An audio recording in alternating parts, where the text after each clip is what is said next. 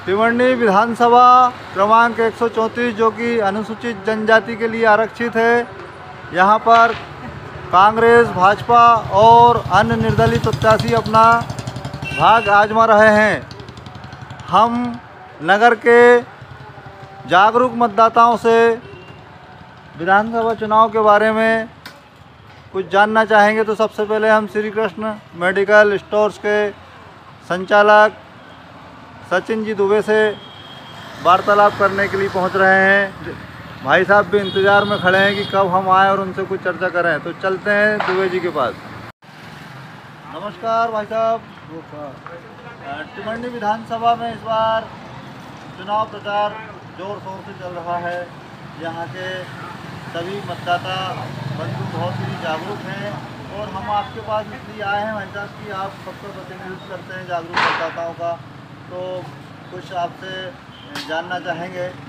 भाई साहब, मेरा पहला सवाल आपसे ये है कि एक जागरूक मतदाता वो अपने मत का प्रयोग क्या सोचकर करना चाहिए? पहले तो ये मतलब मेरा निवेदन भी है कि वोट ज़रूर डालना चाहिए।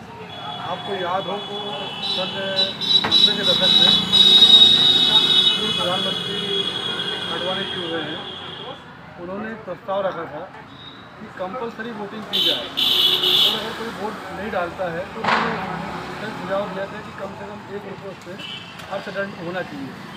तो वो उससे उस प्रकार को बात हो जाएगा, फिर वो उसके बारे में सोचेगा तो भाई मेरे को चुनाव में हिस्सा लेना चाहिए। कई बार क्या होता है कि एक जागरूक मतदाता होने के बाद भी वो वोट डालने नहीं जाता, तो देश हित के लिए ज़रूर उसको वोट डालना चाहिए। तो भाई इससे अपने एक वोट कितना महत्वपूर्ण होता है, उससे सरकार बदल जाती है। जो आप जिस विधायक को या प्रत्याशी को आप चाहते हैं उसको आप जिता सकते हैं और उससे आप अपना काम करवा सकते हैं। इसलिए वोट ज़रूर करना चाहिए और देश हित की ज़रूर वोट करना चाहिए। जी भाई साहब, सेकेंड क्वेश्चन भाई साहब ये है कि विकास के मुद्दे पर वोट मांगा जा सकता है क्या? बिल्कुल, ये तो सीधी सी बात है भाई। जो काम करेगा उसको तो जनता चाहेगी। हम भी तो यही चाहते हैं कि जो काम करे, विकास करे, उसको वोट हम भी देंगे। तो वो तो हर जनता चाहती है कि विकास के मुद्दे पे जरूर उनका भी हक बनता है वोट मांगने का, और हमारा भी कर्तव्य बनता है कि जो काम करे उसको ज़रूर दोबारा से हम वोट दें और उसको वापस हम विधानसभा में पहुँचाएँ। जैसा कि भाई साहब देखा जा रहा है, तिमरनी विधानसभा में कुछ कार्य नहीं हो पाए हैं जिनको लेकर विपक्ष बड़े ज़ोर ज़ोर से प्रचार करता है, जनता के सामने उन बातों को लाता है। तो मैं आपसे ये जानना चाहता हूँ कि यदि वर्षों से कुछ कार्य नहीं हो पाए हैं तो क्या सत्ताधारी दल के प्रत्याशी को उन कार्य का जिक्र जनता के सामने उस समय रखना चाहिए? देखिए, आपके प्रश्न में ही जवाब है कि कुछ काम नहीं हो पाया है। बाकी तो 100% तो कोई नहीं कर सकता, पर मैं देख रहा हूँ कि 80% अपने यहाँ ऐसे काम हो गए हैं। जैसे मैं खुद बताता हूँ कि मैं होशंगाबाद मेरा आने जाना लगा ही रहता है। तो पहले 2.5 से 3 घंटा लगता था मेरे को, सन 2000 से लेके 12-13 तक का बताऊँ आपको, 2.5 घंटे 3 घंटे, और ऐसा यात्रा होती थी कि धूल धूसरित हो जाते थे हम। हरदा जाना हो, इंदौर जाना हो, तो हमारा ये टाइम भी बच रहा है और हमारा ईंधन भी बच रहा है। इसमें देश का भी फायदा है। अगर ईंधन बचेगा तो देश का बचेगा।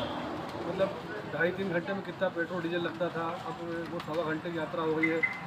ये हो गया। इसके बाद आप देखो, सबसे बड़ी समस्या हमारे क्षेत्र की बिजली की थी कि शाम को ये पूरे मार्केट में आप देख रहे हैं, न्यू मार्केट में सब ने यहाँ पे जनरेटर कनेक्शन लगा के रखा था। शाम 6 बजे हुआ नहीं कि जनरेटर वाले को एक काम मिल जाता था। कोई 5 रुपये रोज़, कोई 5 मतलब घंटे से, कोई 10 रुपये घंटे से, कोई 20 रुपये घंटे से, ऐसे कनेक्शन लेके रखे थे। तो ये दूसरी समस्या हमारी हल हुई कि लाइट मिल रही, हमको टाइम से कम 22 घंटे 23 घंटे लाइट मिलती। कभी कभार लाइट जाती नहीं, तो ये समझ लो 24 घंटे लाइट मिलती है, आना जाना हो गया। अब कुछ समस्याएँ तो आपने कही कि नहीं हो पाई, जैसे आप कभी खेल मैदान का जिक्र होता है, बस स्टैंड का, तो ये ज़रूर समस्या है। तो इसके बारे में विधायक जी को ज़रूर बताना चाहिए कि भाई क्या कारण से नहीं हो पाया, और ये समस्या आज नहीं तो कल जरूर हल होगी। तो आप देखिए, काफ़ी हमारी पुरानी समस्या क्षेत्र की ओवरब्रिज थी, जो मतलब इधर के जो नवोदर के 50 गांव लगे हैं, उनको जाने में बड़ी समस्या होती थी। गेट बंद हो जाता था, उधर से आने वालों को चिकित्सा सुविधा या शिक्षा सुविधा बड़ी दिक्कत जाती थी। अब ब्रिज सेंक्शन हो गया, मेरे ख्याल से 1.5 साल में पूरा हो जाएगा। तो धीरे धीरे करके मतलब समस्या ये होगा। और कल को आप देखिए कि बस स्टैंड और अगर खेल मैदान बन गया तो ये क्षेत्र में समस्या ही नहीं बचेगी। देखा जा रहा है भाई साहब कि विपक्ष कई प्रकार के मुद्दे लाता है पक्ष को बदनाम करने के लिए या जनता को प्रभावित करने के लिए। तो आप एक जागरूक मतदाता हैं और आपको काफ़ी अनुभव भी है जनता से मिलने का। सभी प्रकार के लोग आपसे मिलते हैं, तो एक अलग प्रकार का क्वेश्चन आपसे जानना चाहूँगा कि विपक्ष को मतदाता के सामने किस प्रकार की बातें रखना चाहिए जिससे वह प्रभावित हो। भाई देखो, विपक्ष तो मजबूत होना ही चाहिए।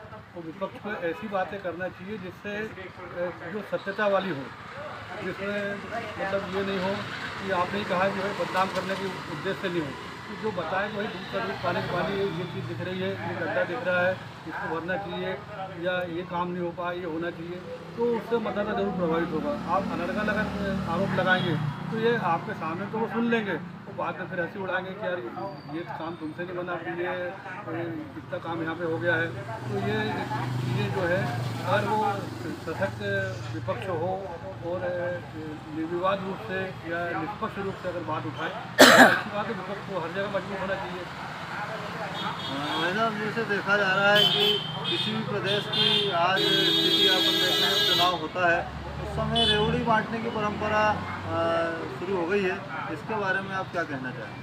भाई उसको अगर वो मतदाता की ज़रूरत हो तो उसको अपन रेवड़ी शब्द न इस्तेमाल करें।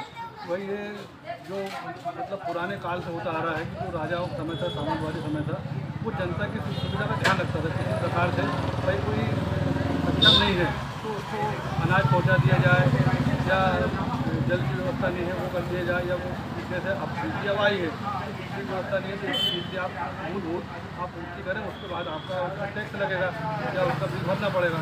तो इस टाइप की जो चीज़ें हैं जो मूलभूत है, वो तो एक राजा का या अपन कहें मुख्यमंत्री की जवाबदारी बनती है कि वो गरीब कमज़ोर वर्ग को, जैसे अपने मोदी जी ने योजना लाए थे ये जो टॉयलेट बनाने वाली, आज कितनी बढ़िया व्यवस्था हो गई है कि आप कहीं भी चले जाओ, पहले सवेरे घूमना मुश्किल होता था भाई, संकोच के कारण या जल्दी कारण सवेरे घूमने नहीं आ पाता था। आज बेफिक्र होकर घूमता है क्योंकि घर भर टॉयलेट हो गए, पक्के मकान बन गए। तो ये मूलभूत आवश्यकता पूर्ति करने का रेवड़ी ने है। हाँ, इसके बाद अगर कोई अनावश्यक दे रहा है तो वो नहीं होना चाहिए, वो देश हित में नहीं है। चलिए, बहुत बहुत धन्यवाद भाई साहब।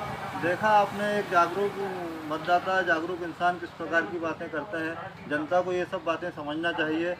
हमारे BRT चैनल, BRT 24 चैनल के सभी दर्शकों को बहुत बहुत धन्यवाद। हमारे चैनल को यूं ही देखते रहें। मेरे साथ कैमरामैन सूरज, मैं ब्रजेश रिछारिया। धन्यवाद।